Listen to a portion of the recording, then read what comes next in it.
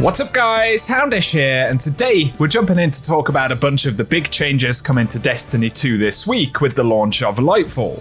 There will of course be loads of new content to enjoy and discover, but Lightfall also brings some pretty significant changes to systems and the gameplay we know in Destiny 2 right now. So we'll discuss some of the weapons to look out for, especially while running the campaign, and in the early game for the expansion, but also big updates to reward acquisition, vendor updates, ability tuning, and top changes to content to bear in mind in these first few days with a major content launch. And so guys, as always, I hope you find the video useful. Be sure also to get subscribed for more Lightfall coverage here very soon, and now let's get into it. Initially, let's talk about some vendor and reward changes to keep in mind. And initially, Ada 1 is being updated to sell shaders that have been unavailable for quite some time in the game. Bungie say each of these shaders will cost 10,000 Glimmer, and she'll be featuring 3 of them each week during Season 20. So if there are any that you're looking out for from back in the day, be sure to visit Ada once you get to the tower after the Lightfall drop. You can see some of the shaders that she'll be able to sell on the screen right here. And perhaps we'll lovingly know her as Shader 1 from now on, but it's certainly something to keep in mind. On top of that, Umbral Engrams are no longer going to be a thing,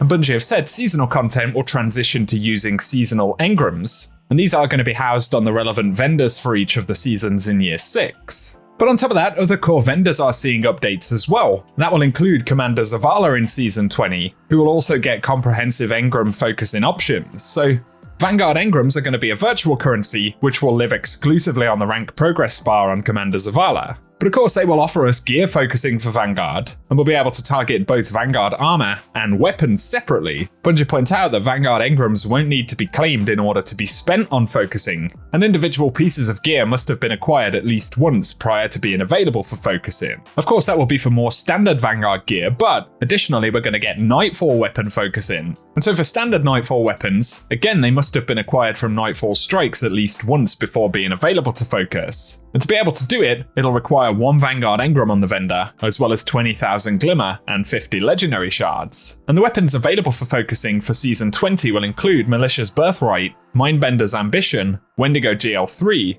Hung Jury, the Swarm, and Buzzard. So all of those weapons will still be available, and we'll also be able to focus them in their adept form. Again, we'll need to have earned the weapons in the past. And also a new item will drop from Nightfalls called Adept Ciphers, and that'll be part of the focusing cost for these weapons. Then in addition to these, there will be legacy focusing available for Nightfall weapons, and that will grant us access to Plug 1, Azumi RR4, the Hothead, Comedian, Duty Bound, Silicon Neuroma, DFA, and Horror's Least. So a lot of the Vanguard stuff up until now will still be available in Lightfall, with additional options to target specific roles and things like that. So keep that in mind. Something else to bear in mind in the early game for Lightfall, but Bungie are introducing a character boost and a campaign skip boost for the expansion. And specifically for the campaign skip, it will appear when you complete Lightfall for the first time, and it will skip the Lightfall campaign on the selected character and unlock Strand. Plus it will contain a set of high power level gear if your main character has hit the soft cap. But Bungie highlight that these are paid character boosts, so it won't be something that we can acquire totally for free, but is something that needs to be purchased. Either way, depending on your preference, it could be something to bear in mind for once you get that first character through the story.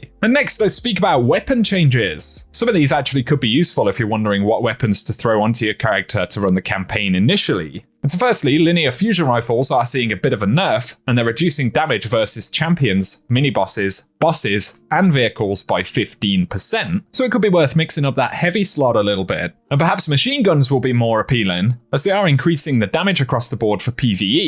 But on top of that, they're increasing ammo reserves by 50% for 0 inventory stat and 20% at 100 inventory stat. And it basically means that low reserve machine guns will get a big boost, while larger reserve machine guns will get a smaller boost, but importantly, all of them will have more ammo available inside of PvE.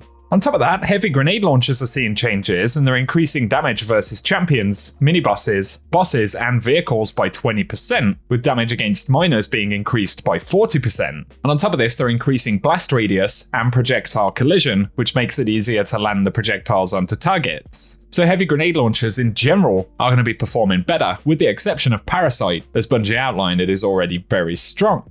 So that gives a couple of additional heavy slot weapons. But on top of that, for shotgun reticles, they say they will now change size in proportion to spread angle, and it should make that reticle accuracy a little bit more reliable. But additionally, kinetic weapons are going to see a bit of a buff too, and kinetic primary weapon damage multipliers have been increased from 1.05 to 1.1. Kinetic special weapon damage multipliers are going from 1.05 to 1.15. But to point out that kinetic slot stasis weapons no longer get the 5% damage bonus versus unshielded targets in PvE.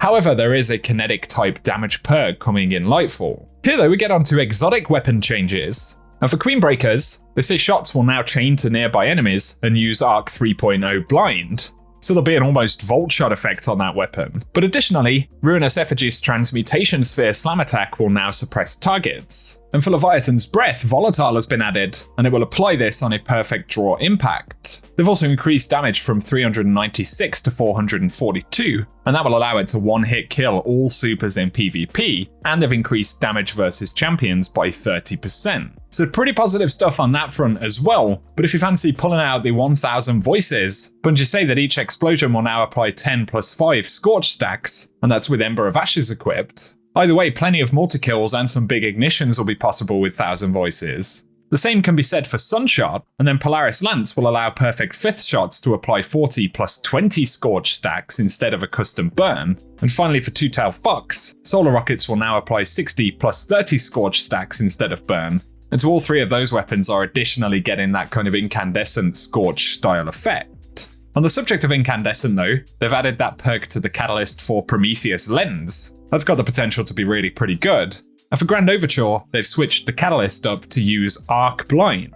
So definitely be sure not to sleep on any of those weapons, especially in the kind of early game, if you're looking for stuff that's a little bit different or perhaps you haven't used for a while, which has also got some buffs going into this expansion. However, if you're looking for some pieces of gear that'll be fun to use with Strand, Bungie have said in terms of perks, Elemental Capacitor, Osmosis, Explosive Payload, Dragonfly, Cluster Bombs, and Chain Reaction are all going to work with Strand on weapons. But if it's exotic armor you're curious about, Chromatic Fire's Crystalline Transistor, the Mantle of Battle Harmony with Absorption Cells, Bombardiers, Verity's Brow, and Felwinter's Helm will all be able to interact with Strand. So again, keep all of that in mind when you're selecting any gear that you fancy using early on when Lightfall drops on Tuesday. In relation to weapons though, we should also keep in mind that there are changes for crafting, and the most impactful immediate things to remember is that there will be no more Deep Sight Attunement objectives after Lightfall, and only craftable weapons will drop with Deep Sight Resonance after Lightfall launches. But on top of that, of course, Bungie have further plans for crafting a bit later on in the year.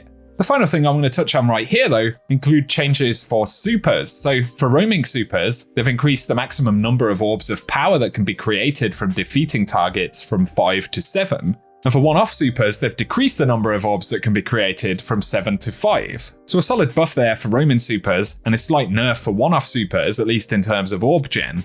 But they're also reducing the base cooldown by 1 tier for Hammer of Sol, Daybreak, and Spectral Blades. The base cooldown goes from 1025 to 916, and that means those will be more readily available. Don't forget though that Ward of Dawn's maximum health is being nerfed slightly, and is going from 13,500 points to 8,000 points. And damage dealt to Ward by PvE combatants has been reduced to compensate, as that is primarily a PvP change.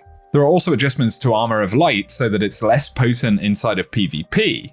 They also point out that Thunder Crash is too difficult to counter in high-level PvP, so they're reducing the maximum flight time from 5 to 4.5 seconds, as well as the size of the damaging volume around a player while in flight by 20%, with descent beginning earlier in flight, and the landing detonation size, essentially the radius of the AoE, is dropping by 20%. But all of this is unchanged versus PvE targets. And on top of that, Fist of Havoc is getting increased PvE damage by 20%. And so that's a pretty big buff there for Titans. Additionally though, Spark of Resistance is seeing some changes, and they're increasing the nearby enemy count requirement for activation from 2 to 3, and reducing the linger time when you're no longer surrounded from 4 seconds to 2 seconds. Daybreak is getting a pretty nice buff though, and the super energy cost is being reduced from 10% to 6.5% per swing, so it won't be used up as quickly, and they're increasing PvE damage by 25%, which is a pretty big change. Phoenix Dive is additionally getting some buffs, and the base cooldown is reducing from 82 to 55 seconds. They're also increasing the restoration duration from 1 to 3 seconds when Heat Rises is active.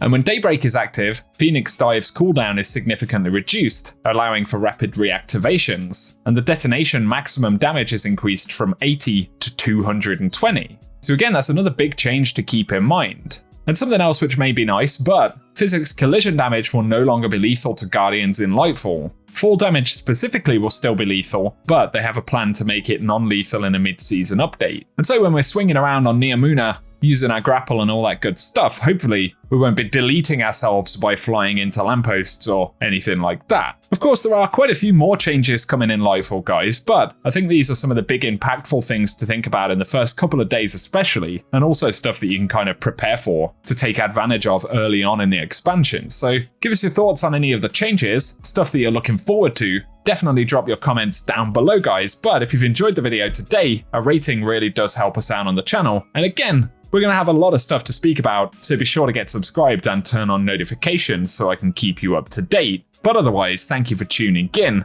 and I hope you guys have an awesome day.